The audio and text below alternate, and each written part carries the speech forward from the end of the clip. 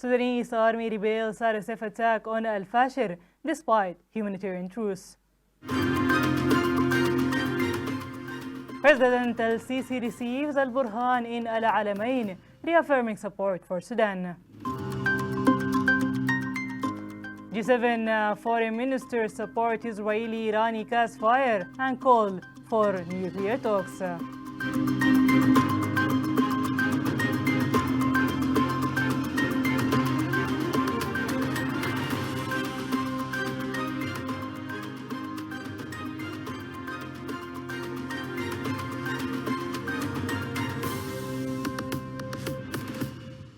Hello and welcome to your today's news summary.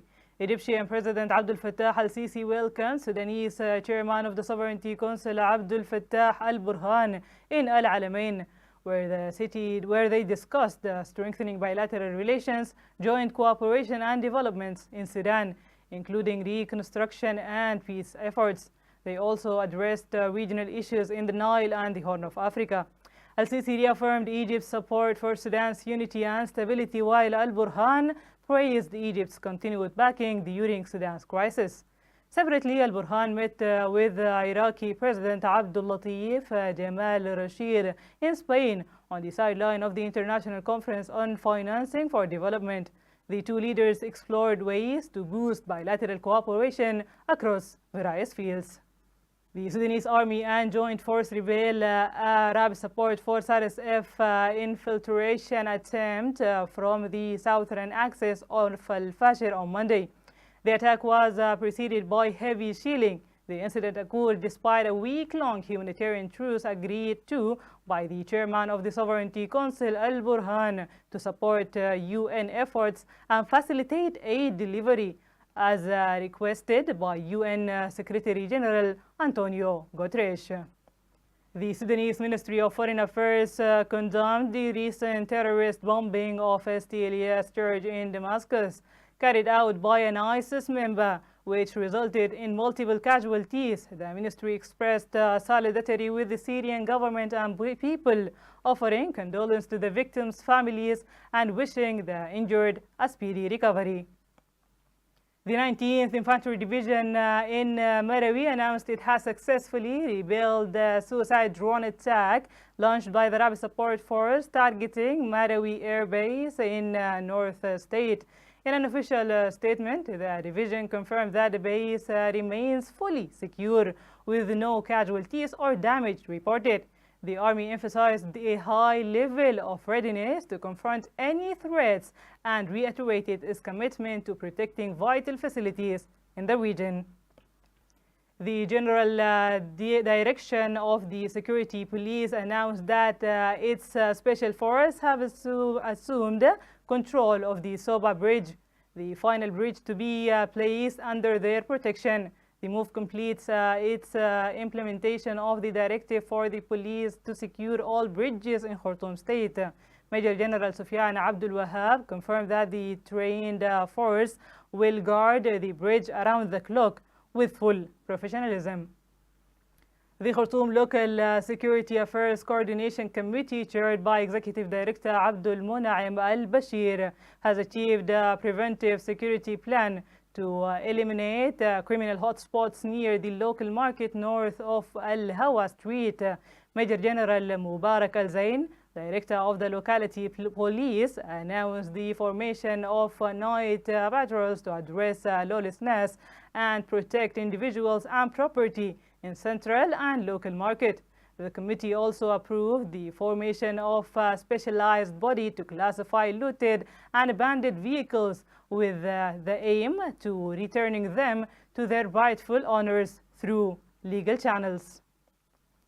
Engineer Ibrahim Mustafa, governor of the Jazeera scheme, announced the arrival of 300 tons of maize seeds to the project warehouse in the Jazeera state. He ordered their immediate and free distribution to support farmers during the current season.